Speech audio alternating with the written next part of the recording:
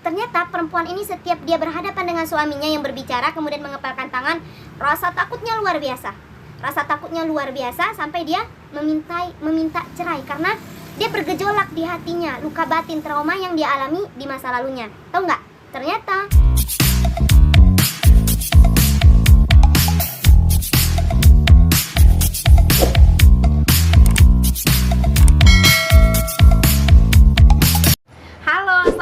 warahmatullahi wabarakatuh teman-teman. Come back to my channel Julita ZS. Saatnya berbagi. Baik teman-teman, video ini saya awali dengan sebuah kasus yang sering sekali mungkin terjadi dalam kehidupan sehari-hari kita. Jadi dulu pernah ada seorang yang sering sekali dikatain bahwa beliau adalah orang yang bermuka dua, orang yang charper, cari perhatian gitu ya. Dikatain juga ada carmuk, cari muka, dan lain-lain sebagainya.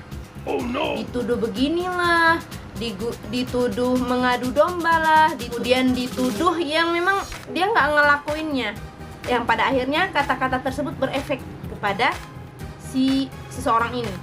Dia mulai mengurung diri, menarik diri dari lingkungannya. Dia nggak semangat lagi untuk pergi bekerja. Semangatnya yang luar biasa di awal, kemudian kayak nurun gitu ya. Nah ternyata kata-kata yang kita keluarkan dari mulut kita yang manis ini ya, dengan kata-kata yang tajam, padahal sedikit ya, misal cuma satu kata munafik gitu ya, carmuk, charper, tapi itu berbekas untuk orang lain yang memiliki konsep dirinya rendah. Itu berbekas mungkin sampai berbulan-bulan. Yang awalnya semangat jadi tidak semangat lagi. Yang awalnya percaya dirinya luar biasa percaya diri, tapi tidak percaya diri lagi. Nah ini yang harus kita ingatkan. Mulutmu adalah harimaumu, betul kata-kata tersebut. Makanya kita harus betul-betul menjaga apa yang ingin kita sampaikan. Berbicara sesuai fakta, jangan menuduh. Ini menuduh tak ada bukti, ya kan? Asal tuduh, asal bilang orang begini, begono, begitu, tapi nggak ada nyatanya. Itu satu cerita. Ada juga cerita yang lain. Seorang yang memiliki masalah percintaannya di sini. Dia sudah menyukai seorang, sudah tertarik kepada seorang bertahun-tahun. Dia merasa memiliki orang tersebut adalah milik dia. Yang pada akhirnya ya semua pengorbanan yang dia lakukan ya untuk menarik seseorang tersebut untuk dirinya. Tapi pada akhirnya cintanya bertepuk sebelah tangan. Dan itu sakit, jelas sakit.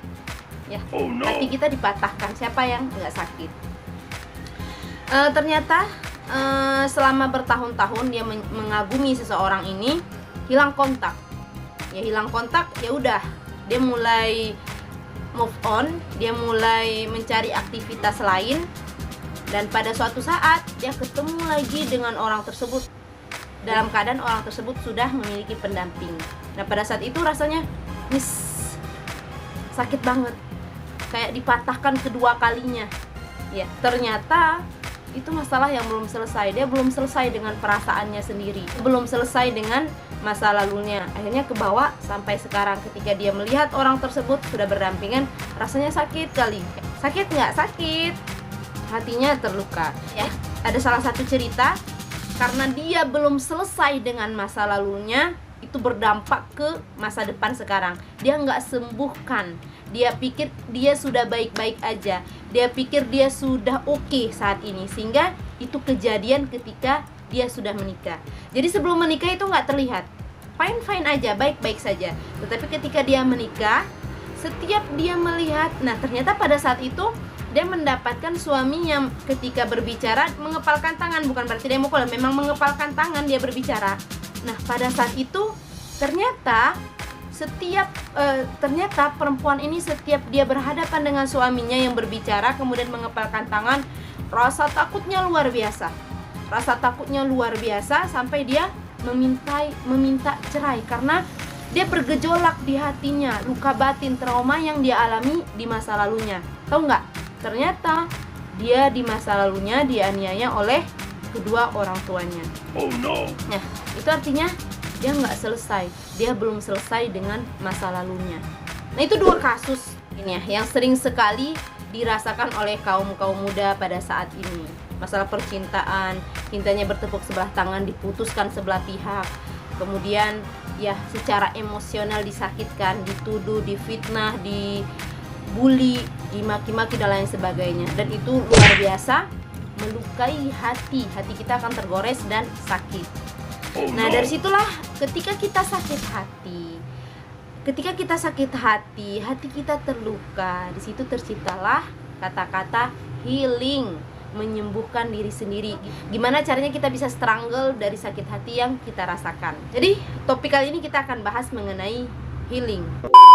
Nah tapi sebelum itu saya ingin berbagi kepada teman-teman, ada beberapa hal yang biasanya membuat kita sakit hati atau mengalami luka batin. Nah, ketika kita tahu penyebabnya, setidaknya kita bisa meminimalisir atau mencegah sakit hati yang kita rasakan nantinya ke depan. Good job. Menurut survei, ada 4 hal yang bisa membuat kita sakit hati atau mengalami luka batin. Yang pertama, kejadian yang menyakitkan. Baik itu kejadian menyakitkan secara fisik, dianiaya misal, sakit nggak? Itu biasanya orang fisiknya dapat, emosionalnya juga sakit. Kejadian menyakitkan secara emosional, seperti kasus yang awal ya, dituduh, difitnah, dibully, dicaci maki, dihina, dan lain sebagainya. Kejadian menyakitkan secara seksual, mohon maaf, diperkosa, dilecehkan. Itu kasus di luar mengenai seksual itu bertahun-tahun. Mungkin orang ada sampai seumur hidup masih trauma. Apalagi ditinggalkan orang yang kita cintai. Apakah itu ditinggal pergi, diputuskan sepihak, atau ditinggalkan selama-lamanya. Ini yang paling menyakitkan ya, yang pergi selama-lamanya. Kita nggak bisa gantikan dengan sesuatu hal yang lain lagi, karena udah pergi selama-lamanya. Itu yang mungkin susah banget untuk sembuhnya, tapi harus sembuh karena kita masih ada kehidupan lainnya.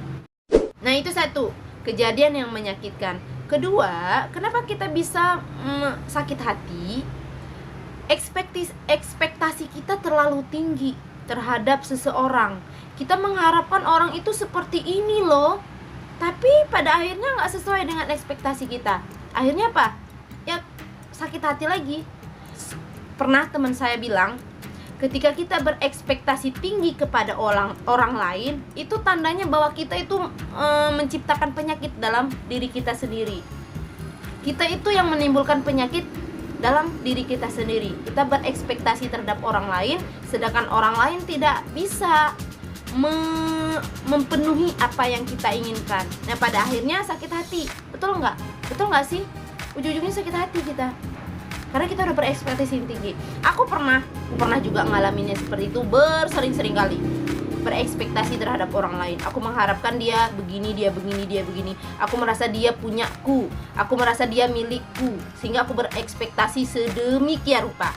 Sehingga apa yang dia lakukannya terhadapku gak sesuai. Udah. Pada akhirnya aku sakit hati dong. Jelas ya, sakit hati karena hatiku terluka. Gak sesuai dengan apa yang sudah aku harapkan selama ini.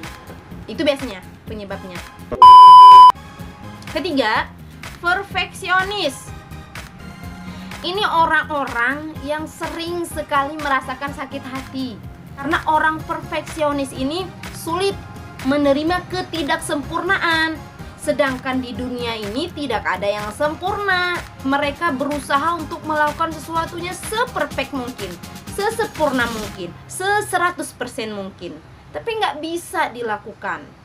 Apalagi dia bekerja dengan orang lain, ya.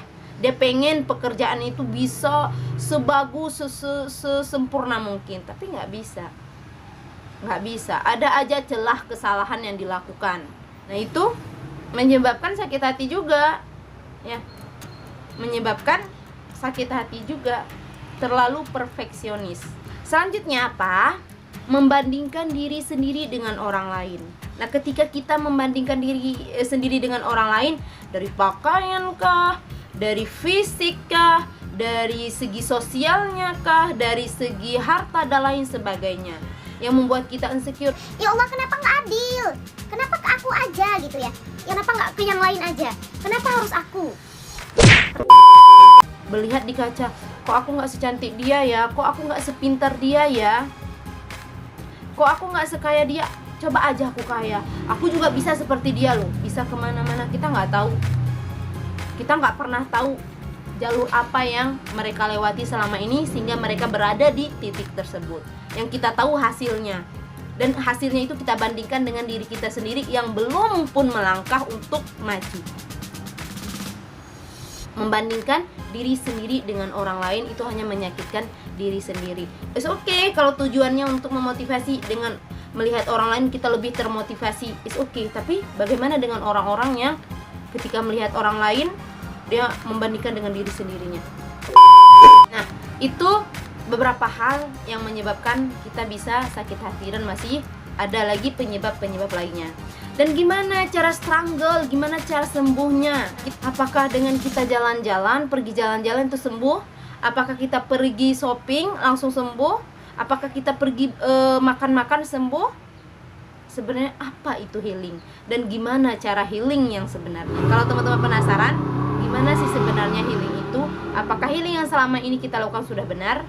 Nantikan saja video selanjutnya. Bye-bye. Wassalamualaikum warahmatullahi wabarakatuh.